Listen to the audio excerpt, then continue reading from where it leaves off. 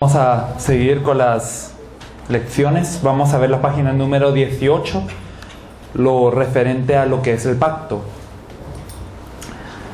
Página número 18, pacto. Entonces nosotros vemos, ahora hemos tenido un recorrido bastante amplio acerca de lo que significa que Jesús es el Cristo. Pero nosotros debemos de definir primero entonces cuál es el método de Dios. La forma de obra de Dios o la forma que Dios elige utilizar para interactuar con el hombre es el pacto, o en otras palabras la promesa. Pacto es una promesa que Dios da al hombre, y Dios no es un hombre para mentir, nos dice la Biblia, sino Él es fiel para cumplir todo lo que Él ha dicho. Y el método de Dios entonces ha sido el pacto. La Biblia misma es un libro de pactos, es un libro de promesas. ¿Y cuál fue el primer pacto que fue dado al hombre? Nosotros lo vemos en Génesis 2:17. Cuando el hombre fue creado, le dijo que no comeréis de este fruto del árbol de la ciencia del bien y del mal, porque el día que de él comieres, ciertamente morirás. Esa fue la promesa de Dios. Esto fue el pacto que Dios le dio al hombre, y este pacto Dios lo cumple absolutamente. Nosotros tenemos que entender que hay una concepción errada acerca de los pactos hoy en día, porque muchas personas, quizás no todas, pero muchas personas dicen, pues pacte con Dios, y entonces hacen una serie de ofrendas como para conseguir una bendición de Dios según la ofrenda, y esto es lo que denominan el pacto. Pero el pacto según la Biblia no es esto. En la Biblia no existe esto de que cuando yo te doy, Dios, tú me das. No, eso se llama trueque, pero eso es algo que Dios no hace. Dios lo que hace son pactos, y los pactos son promesas que Dios da y Él mismo las cumple. Y cuando Dios da esta promesa, el hombre debe de aferrarse a esta promesa, porque la palabra de Dios es vida. Y si nos aferramos a la palabra o al pacto de Dios, entonces eso es vida para nosotros. Y el primer hombre había recibido este pacto de no comer el fruto de la ciencia del bien y del mal. Y nosotros sabemos lo que pasó con el hombre. Perdió el pacto, por lo tanto perdió la vida. Fue hallado fuera de la presencia de Dios, y por este pacto, o por el violar este pacto, es que ocurrió el problema de Génesis 3. Y este es el problema fundamental de que nos habla la Biblia. Desde cierto punto de vista, esta desobediencia puede ser vista como perder la promesa de Dios, romper la promesa de Dios, no creer a la promesa de Dios. Y entonces empieza todo el problema. Dios es un Dios de pactos, pero por eso Dios da un pacto eterno, un nuevo pacto. Y nosotros podemos ver cuál es este nuevo pacto en Génesis 3:15. Y en Génesis 3:15 Dios promete la simiente de la mujer, aquel que vendrá a destruir la cabeza de Satanás. Y a lo largo de todo el Antiguo Testamento, Él está dando evidencias de este pacto. Él está confirmando este pacto cada vez más. Nosotros vemos en Levítico 17:11 que nos promete que solo la sangre puede hacer expiación del pecado, porque la vida de la carne en la sangre está. Y Él dice, yo os la he dado para hacer redención por vuestras almas. Y así es como Él da un pacto, Él da una promesa que no puede ser rota. Isaías 7:14 también pertenece a estas profecías del pacto, que he aquí la Virgen concebirá y dará a luz un hijo y llamarán su nombre Emmanuel. Entonces esas promesas de Dios, esos pactos de Dios se cumplen en uno solo, en el Mesías. Todo el Antiguo Testamento, que nosotros podemos llamar el Antiguo Pacto, se trata de la venida del Mesías. Y el Nuevo Testamento nos habla de que ese Mesías vino. Mateo 16:16 nos dice, tú eres el Cristo, el Hijo del Dios viviente. Así que todas estas promesas, todo este pacto de redención de Dios, toda esta promesa que Dios nos dice, pues tú perdiste el primer pacto que era de obras, que dependía de ti, ahora ya no va a depender de ti. Ahora yo te doy una promesa que verdaderamente se cumple en uno que lo va a hacer perfectamente de una vez y eternamente, el Cristo. ¿Y quién es ese Cristo? Jesús. Entonces este es el pacto eterno. Este pacto no pierde su validez. No es un pacto que cuando nosotros no lo hacemos, no depende de nuestra obra, sino es un pacto eterno para que nosotros nos aferremos a Él. Y si nosotros nos aferramos a este pacto, que es la palabra de Dios, tenemos vida. Y es un pacto eterno, eso es un pacto que no cambia. Esto va a ser cierto desde lo primero hasta lo último. Por eso es que le llamamos un pacto eterno, y es el núcleo del Antiguo y Nuevo Testamento. El Antiguo Testamento nos habla de la venida del Mesías, y el Nuevo Testamento nos habla de que este Mesías vino, pero también nos habla de un pacto que volverá a ocurrir. Pero antes de hablar de eso, yo quiero hablar de los pactos históricos, o puesto de tal vez de una manera más clara, los pactos que ocurrieron en cada época.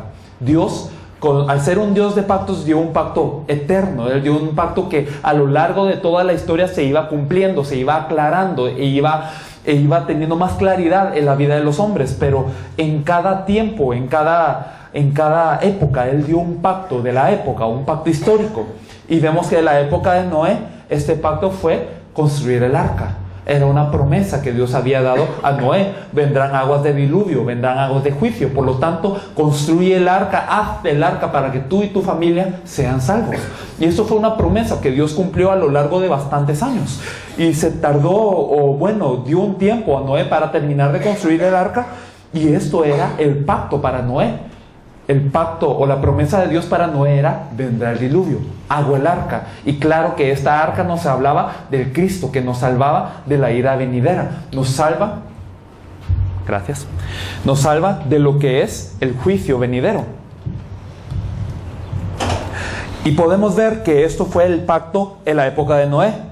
En la época de Moisés, ¿cuál era el pacto? Moisés, él estaba en un tiempo en donde los israelitas disfrutaban de una buena vida en Egipto. Aunque ellos eran esclavos y aunque el faraón de cierta manera los explotaba, Moisés había sido llamado para librar a su pueblo de Egipto. ¿Pero para qué? ¿A dónde iban a ir? A la tierra prometida, a la tierra en donde fluía leche y miel, a Canaán.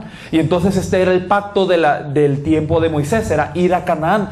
Toda la historia de Dios y todo lo que Dios movía se enfocaba en el cumplimiento de este pacto, que era la llegada a Canaán. ¿Y por qué tenían que llegar a Canaán? Porque era la tierra en donde iban a nacer el Mesías. Entonces, incluso la llegada a Canaán nos habla del Cristo. En la época de Josué, después de Moisés, ¿cuál fue el pacto? Ya estaban entrando en Canaán, ya habían entrado una nueva generación que le creyó otra vez al pacto de Dios.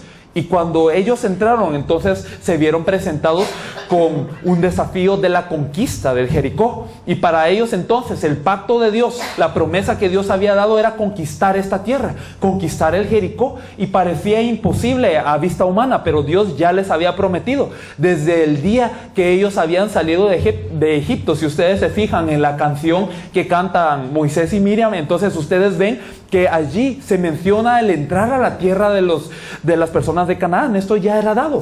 Simplemente Josué y Caleb creyeron en esta promesa, se aferraron a esta promesa del pacto de Dios. Así que estos eran los pactos que nosotros podemos ver en el Antiguo Testamento, y vemos muchas otras, pero para hablar brevemente de estos, eran pactos que en cada época eran dados por Dios, eran pactos, eran promesas que Dios iba a cumplir, y si ellos creían en esta promesa, en este pacto, entonces les era contado por justicia. Lo vimos en Hebreos 11, ¿verdad? Y entonces esto era en el Antiguo Testamento. Y ahora tenemos el pacto eterno, que es que Jesús es el Cristo. Pero nuestro pacto histórico, nuestro pacto de esta época, ¿cuál es? ¿Qué es a lo que nosotros nos tenemos que aferrar en esta época? Vamos a ver Hechos 1:11, por favor.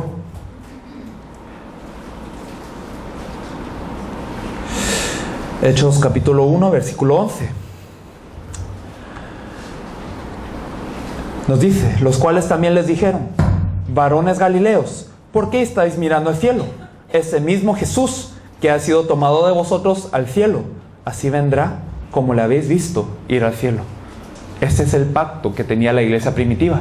Jesús, después de aparecérsele a los discípulos después de 40 días en el monte del Olivar y hablarles del reino de Dios, les dijo: ahora voy a ascender, espérense, quédense en Jerusalén, venga, y que va a venir el Espíritu Santo. Por eso no se vayan de Jerusalén hasta que venga esta promesa, porque cuando venga el Espíritu Santo recibiréis poder y me seréis testigos en Jerusalén, en toda Judea, en Samaria y hasta lo último de la tierra.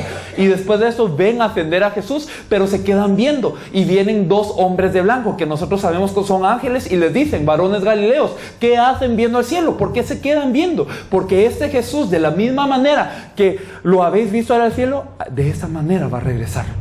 Y esto era a lo que se aferraba a la iglesia primitiva. Ellos no vivían simplemente para ir a un templo todos los domingos. o bueno, los sábados. Ellos no vivían simplemente para disfrutar de alguna bendición de Dios. Su vida de fe no radicaba en el si yo soy bendecido o tengo una respuesta de Dios o no. No se trataba de hacer buenas obras por el hecho de hacerlo. No se trataba simplemente de vivir una vida religiosa y yo soy mejor que tú. No se trataba de eso. No se trataba de emocionar a la gente y caerse por la emoción o la gana, sino ellos tenían una promesa. Tenían un pacto al que se aferraron, y era un pacto por el que ellos podían morir, porque ustedes saben que de los que vieron a Jesús resucitado eran 500 hermanos. Nos dice 1 Corintios 15 que vieron al Señor resucitado, pero ¿cuántos estaban reunidos en el aposento alto de Marcos? 120. ¿Por qué? Porque así de peligroso era. No era por otra razón, sino porque si los encontraban reunidos, ellos estaban en peligro de muerte. Pero aún así, ¿qué los llevaba adelante? ¿Qué los impulsaba? Es que había una promesa de Dios que verdaderamente les había sido dada. Esperen en Jerusalén y vendrá el Espíritu Santo y me seréis testigos hasta el fin de la tierra. Y ellos se aferraron. Este era su pacto histórico, y entonces corrían para hacer esta verdad, ser testigos a lo último de la tierra, porque esperaban la venida del Señor Jesús. ¿Y por qué? Vamos a ver Mateo 24:14. Mateo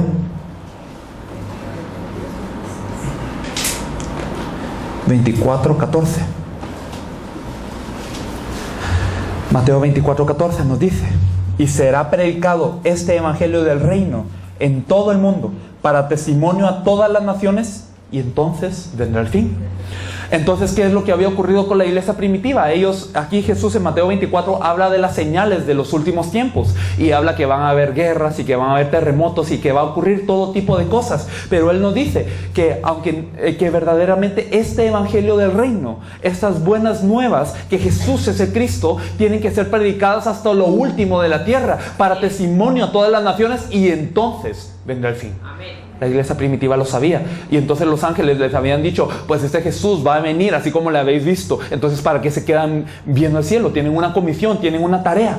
Y entonces la iglesia primitiva sabía que ellos primeramente debían de recibir el Espíritu Santo para ser hechos testigos, para poder cumplir Mateo 24:14. ¿Y qué es lo que hicieron? Orando. ¿Qué es lo que hicieron? Aferrándose al pacto, oraron por este pacto. Y cuando llegó el Espíritu Santo, verdaderamente ellos fueron haciéndose testigos en Jerusalén, en toda Judea, en Samaria y hasta lo último de la tierra. ¿Y cómo es una persona que se aferra al pacto? Entonces, vamos a verlo en Hechos, capítulo 1. Hechos, capítulo 1, versículo 13 al 14. Nos dice: y entrados, subieron al aposento alto, donde moraban Pedro y Jacobo, Juan, Andrés, Felipe, Tomás, Bartolomé, Mateo, Jacobo, hijo de Alfeo, Simón el celote, y Judas, hermano de Jacobo.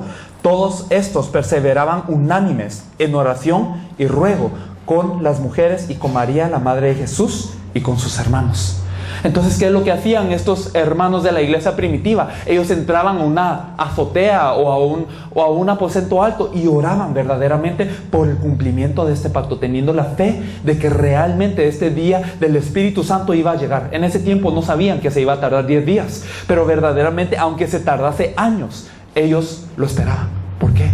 Porque se aferraban a que verdaderamente esto iba a pasar. Era un pacto de Dios, una promesa de Dios, y le creían a Dios. Y por eso se oraban y verdaderamente se aferraban a esto. Y entonces, después de esto, a pesar de que se fue una situación de muerte, ellos fueron empoderados con el Espíritu Santo y salieron a las naciones a pesar de que no tenían nada. ¿Y cómo eran estas personas que vivían compartiendo, aferrándose al pacto de la evangelización mundial? Vamos a ver Hechos, otra vez, Hechos 20, 24. Hechos 20, 24. Nos dice: pero de ninguna cosa hago caso, ni estimo preciosa mi vida para mí mismo, con tal que acabe mi carrera con gozo y el ministerio que recibí del Señor Jesús, para dar testimonio del Evangelio de la gracia de Dios. Y Pablo confesaba esto cuando él estaba a punto de ser llevado a Roma. Y él decía: mi vida no me importa, mi vida ya no tiene relevancia para mí, y no estimo mi vida como algo precioso. Ya no hago caso de nada. ¿Por qué? Porque se tiene que acabar mi carrera. Yo tengo que terminar de hacer esto que me es encomendado. Yo me aferro verdaderamente a este pacto, y en realidad fuera de este pacto no me importa nada. La evangelización mundial tiene que ocurrir, y por eso tengo que acabar el ministerio que recibí del Señor Jesús, de dar testimonio de este evangelio de la gracia de Dios. Esto era lo que verdaderamente quería Pablo. Esto era la apariencia, o así era la vida de una persona que se aferraba al pacto en la iglesia primitiva. Porque todos los apóstoles en realidad se aferraron a esto. Y ustedes saben que los apóstoles todos fueron mártires, predicando el evangelio en varias regiones. Algunos murieron con su cuerpo echado en aceite hirviendo, otros decapitados, otros crucificados boca abajo. Pero verdaderamente todos ellos lo hacían porque se aferraban a un pacto. Ni su vida misma les importaba, con tal de que ellos se aferrasen a la palabra de Dios. No era como Eva, que decía: bueno, en realidad yo veo que esto es sabio, que este fruto es agradable y bueno para los ojos y que me puede hacer sabio. Pero en realidad no creyeron a estos engaños de Satanás, porque los miembros de la iglesia primitiva tuvieron mucha tentación. Pero en realidad ellos decían: yo no elijo esto, aunque yo me muera, aunque verdaderamente yo vaya a pasar todo este vituperio y vaya a pasar toda esta tribulación y esta angustia y esta muerte de mártir, verdaderamente yo me aferro al pacto. Primeramente, que Jesús es el Cristo, que todos los problemas ya han sido resueltos por Él, y que ya no vivo por mí mismo, sino para aquel que murió y resucitó por mí. Y de que esto se va a terminar de hacer. La evangelización mundial es mi deber ahora, y por eso voy a correr. Y Dios apoyaba esto. Y Dios daba obras a la iglesia primitiva. Pero las obras no son lo importante, sino el corazón del que Dios se agradaba. De creer que Jesús es el Cristo, predicarlo para el fin de la Biblia. Y así eran los miembros de la iglesia primitiva. Por eso no les importaba nada de lo demás, porque ellos se aferraban a una promesa. Que esto no iba a ser pues en unos años. Ellos no pensaban que la evangelización mundial iba a ser después de muchos años, como quizás nosotros pensamos. Algunos dicen: pues nosotros tenemos que ser una plataforma para la evangelización mundial, y tenemos que poner bases y sentar bases, y la evangelización mundial la van a cumplir mis tataranietos. Pero no era así la iglesia primitiva. La iglesia primitiva sabía: el Señor viene ya. El Señor viene ya. Maranata, decían ellos, y verdaderamente ellos corrían, porque ellos se aferraban al pacto de Mateo 16, 28, lo cual vamos a ver ahora. Mateo 16, 28, por favor. Y esto es algo que habla Jesús justo después de que Pedro confesó: tú eres el Cristo. Entonces, después de que verdaderamente Pedro dice que en ninguna manera esto te acontezca, entonces él dice: apártate de mí, Satanás. Y después de explicarle todo, dice: de cierto os digo que hay algunos de los que están aquí que no gustará la muerte hasta que hayan visto al Hijo del Hombre viniendo a su reino. Y esta era una promesa que tenían los miembros de la iglesia primitiva. Ellos sabían que Jesús les había prometido que no se iban a morir hasta que viesen al Hijo del Hombre viniendo a su reino. Entonces ellos sabían que era inminente la venida del Señor. No era después de unos años, no era después de que, después de que yo ya me retire y de que me jubile y de que ya tenga mi casa y mis hijos. No era eso para ellos. Se aferraban al pacto. Esto sucede en mis días y no hay tiempo, porque el Señor desea que este evangelio sea predicado a todo el mundo. Y a mí me gustaría que viéramos, para concluir con este tema, Segunda de Pedro, por favor. Segunda de Pedro 3.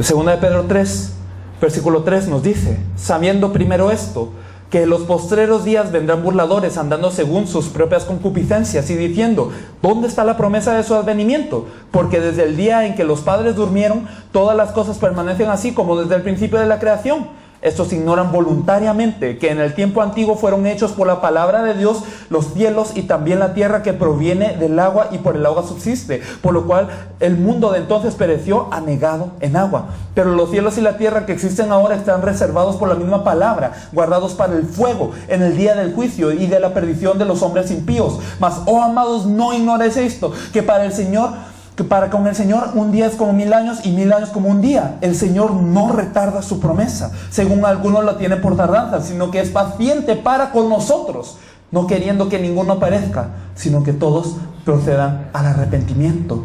Y nos dice en el versículo 12: esperando y apresurándoos para la venida del día del Señor, en el cual los cielos encendiéndose serán deshechos y los elementos siendo quemados se fundirán. Esto es lo que decía Pedro para exhortar a la iglesia, porque había muchos, incluso en este tiempo, que habían perdido el pacto. Habían hecho caso omiso de la promesa de Dios.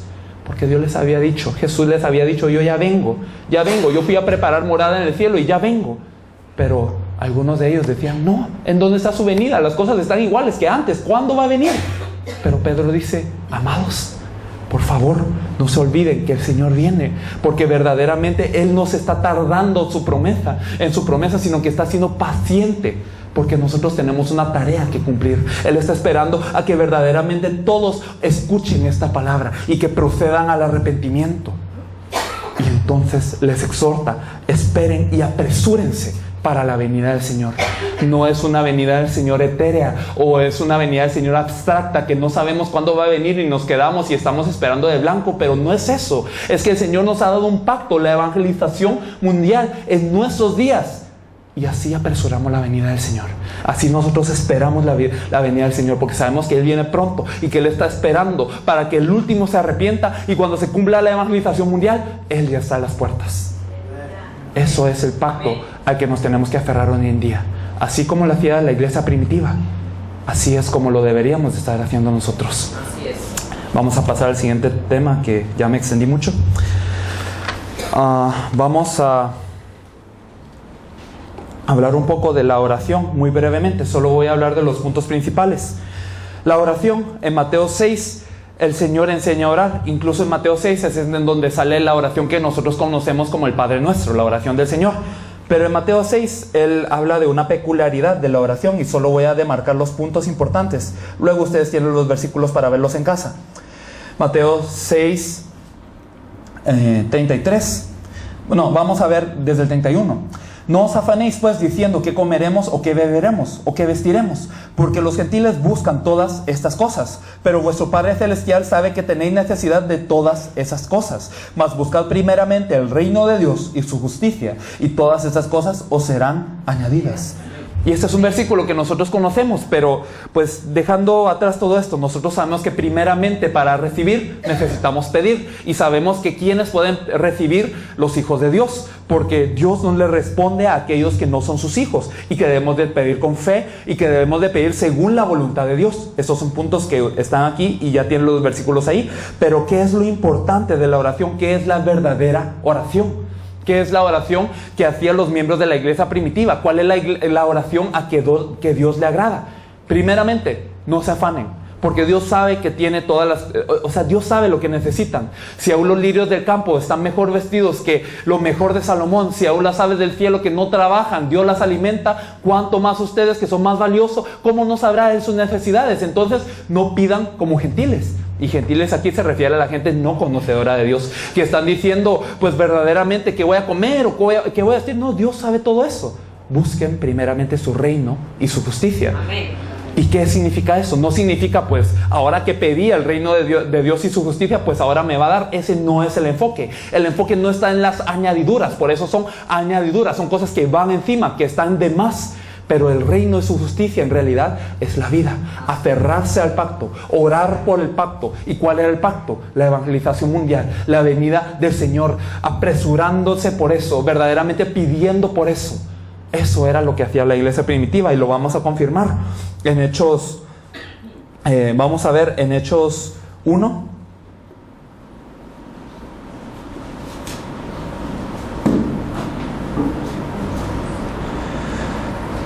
Vamos a ver en el versículo 14. Nos dice: todos estos perseveraban unánimes en oración y ruego con las mujeres y con María, la madre de Jesús, y con sus hermanos. Es algo que acabamos de ver. Pero estos discípulos verdaderamente permanecían en oración y ruego. Su oración era para una cosa, era para el cumplimiento del pacto. Porque la oración más importante, o verdaderamente la oración que el Señor le agrada, es la oración que nosotros hacemos aferrándonos a su promesa. Porque Él está verdaderamente obrando para el cumplimiento de su promesa. Dice el Señor que mi Padre no está descansando. Dice que mi Padre está trabajando. ¿Pero para qué? Para que se cumpla la promesa que Él nos ha dado, la evangelización mundial, verdaderamente para la venida del Señor. Y los discípulos de la iglesia primitiva no oraban por algo más. No oraban por una casa, no oraban por un carro, no oraban por una enfermedad, no oraban porque me duele el corazón o me siento mal. No oraban por eso, sino oraban para que rápidamente llegara el Señor, para que se pudieran acelerar los pasos para la evangelización mundial. Si nos damos cuenta en Colosenses 4, Colosenses 4, del 2 al 3, vemos la oración de Pablo. Y él en la cárcel, él le está exhortando a los colosenses y les dice: perseverad en la oración, velando en ella con acción de gracias, orando también al mismo tiempo por nosotros, para que el Señor nos abra puerta para la palabra, a fin de dar a conocer el misterio de Cristo, por el cual también estoy preso. Amén. ¿Para qué oraba Pablo? No para que le sacaran de la cárcel, no para que él ya no padeciera, sino para que se le abriera puerta para la palabra, para que Dios verdaderamente pudiera abrir una puerta y él diese a conocer, ¿qué cosa? El misterio de Cristo, para que él pudiese predicar el evangelio, cumplir la comisión que es verdaderamente la evangelización mundial para la venida de Jesús el Cristo. Esto es lo que él oraba. Y entonces nosotros podemos confirmar que en Efesios también ora de esta forma, en Efesios 6. Efesios 6, vemos el versículo 18.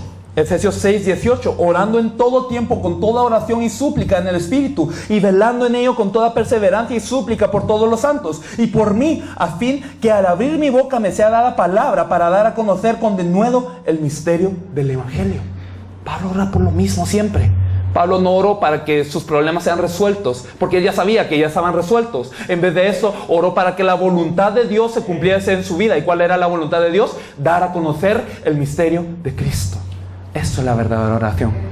Así que no se afanen como los gentiles, sino busquen primeramente el reino de Dios y su justicia. Amén. ¿Y cuál es el reino de Dios y su justicia?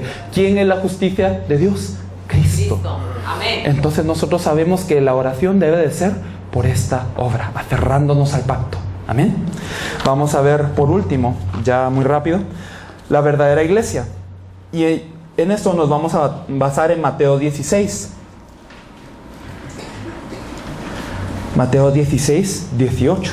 Y nos dice: Jesús dijo: y yo también te digo que tú eres Pedro, y sobre esta roca edificaré mi iglesia, y las puertas del Hades no prevalecerán contra ella.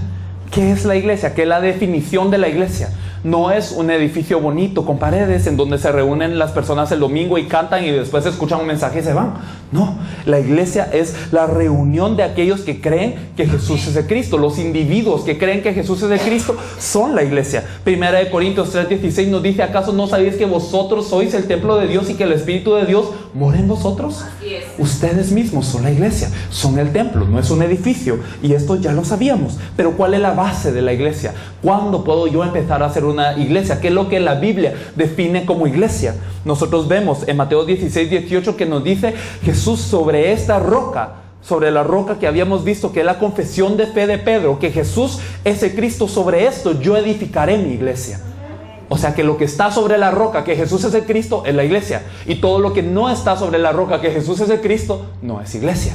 Entonces la verdadera iglesia es aquella que se cimenta, que se basa, que está edificada sobre esta verdad. Y si ustedes son la iglesia, si ustedes, cada uno de ustedes son iglesia y el Espíritu Santo de Dios mora en ustedes, entonces significa que ya han creído, que verdaderamente han tenido la conclusión de vida que Jesús es el Cristo. Y entonces nosotros vemos que la cabeza de la iglesia es Cristo. Efesios 5:23 nos lo dice.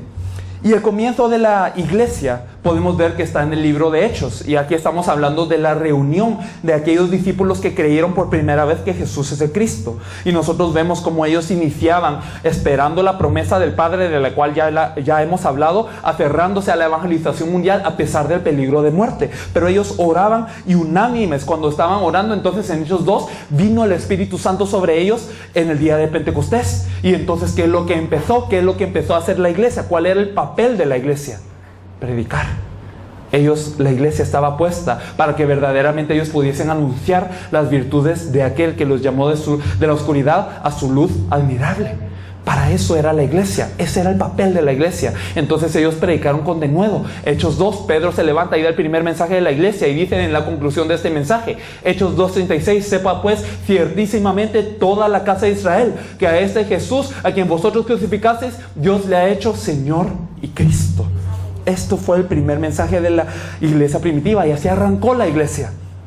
Vemos que la iglesia verdadera se encarga de la proclamación de la palabra correcta, la cual hemos mencionado ahora, la ejecución correcta de los sacramentos, que era el bautismo y la cena del Señor. Y entonces el bautismo, ¿qué significaba? El morir con el Señor y vivir con el Señor, que ya no vivo yo, sino Cristo en mí. Esto era lo que era el bautismo, era una marca de estar completamente muertos en la carne y vivos en espíritu.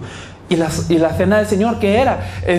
Nos dice en la epístola a los Corintios, dice Pablo que verdaderamente cuando ustedes coman de este pan y de este vino, conmemorando verdaderamente el regreso del Señor. O sea que la iglesia, cuando tenía una cena del Señor, no era simplemente para conmemorar un evento, sino era conmemorando la carne que Él había dado, y que verdaderamente su sangre también Él había dado. ¿Para qué? Para que nosotros nos acordásemos de su sacrificio en la cruz y la resurrección. En otras palabras, que nos acordásemos que Él es el Cristo. Y entonces, ¿qué es lo que pasaba? Que nosotros, cada vez que hiciésemos eso, anunciásemos su venida. Eso es lo que nos decía, eso es lo que nos dice la Biblia. Y la ejecución apropiada de deberes eclesiásticos. Entonces la iglesia, nosotros vemos que tiene varias formas. En el cielo hay una iglesia victoriosa, y la iglesia que está en esta tierra es una iglesia que todavía está haciendo batalla. Una iglesia sin forma, o una iglesia que podemos decir nosotros que no es intangible, es la iglesia universal. Es decir, todos aquellos que creen que Jesús es el Cristo son iglesia. Pero en la Biblia también vemos unas iglesias que son locales o regionales. Vemos la iglesia de Tesalónica, vemos la iglesia de Corinto, vemos la iglesia de Filipo, por ejemplo. Entonces vemos que estas reuniones eran llamadas la iglesia de tal lugar. Entonces esa era la iglesia primitiva. Pero ¿en qué se enfocaba esta iglesia primitiva? Pues daban gloria a Dios, pues ellos daban el culto a Dios, y verdaderamente había una comunión de los santos, había un entrenamiento de los santos y había un cuidado de las personas. Pero verdaderamente, ¿cuál era el objetivo principal? La expansión del reino. Era que verdaderamente se pudiese predicar el evangelio, que Jesús es el Cristo. Y eso es lo que hacía la iglesia en Hechos 1:8. Y vamos a ver ahora lo que hacía la iglesia, en Hechos 5:42. Hechos 5:42. Y esto se trata de los apóstoles, que a pesar de haber sido azotados, a pesar de que se les prohibió que ellos hablaran en el nombre de Jesús, e incluso las autoridades de ese tiempo, tanto las judías como las romanas, le decían: ustedes no hablen en ese nombre. Les prohibimos hablar en ese nombre. Pero a pesar de ser ellos azotados, nos dice la Biblia que ellos habían sido gozosos de haber sido tenidos por digno de padecer afrenta por el nombre. Y entonces ellos estaban gozosos. ¿Y qué hacían? Y todos los días en el templo y por las casas no cesaban de enseñar y predicar el evangelio, que Jesús es el Cristo. Amén. Esto era lo que hacía la iglesia. Para esto está la iglesia. Y no estamos hablando simplemente de no encerrarnos en 4 paredes y evangelizar. No, es algo más grande que esto. Toda la vida de la iglesia. Esto no era simplemente una práctica cotidiana, era una vivencia. Esto era algo que era la vida de todos ellos. Iban a las casas, Jesús es el Cristo. Iban a los templos, Jesús es el Cristo. Se encontraban con su esposa, Jesús es el Cristo. Se encontraban con la suegra, Jesús es el Cristo. Todo era para compartir. Jesús es el Cristo. Porque se aferraban al pacto, oraban por este pacto. Y así la iglesia fue formada. Esto es la iglesia primitiva. Esto es la primera iglesia. Pero durante mucho tiempo se ha perdido esta fe. Quizás algunos saben que a finales del primer siglo, cuando todos los apóstoles murieron, hubo una junta. Y entonces se le llamó el debate del reino. Y entonces unos dijeron: pues el Señor no ha venido. El Señor no ha venido, pero ya se van muriendo todos los miembros que originalmente habían recibido esta promesa. Entonces, ¿qué? ¿Acaso el Señor nos mintió? ¿Acaso el Señor no viene entonces? Y entonces algunos dijeron, de estos académicos: no, es que la venida se refiere a la venida del Espíritu Santo, y entonces Él ya vino. Pero no es así. La Biblia nos promete que verdaderamente Él vendrá en poder y gloria sobre las nubes, y que todos lo van a poder ver. Así que la venida del Espíritu Santo fue parte de la promesa, pero no fue la culminación. Y entonces, ¿qué es lo que pasó después de este primer siglo?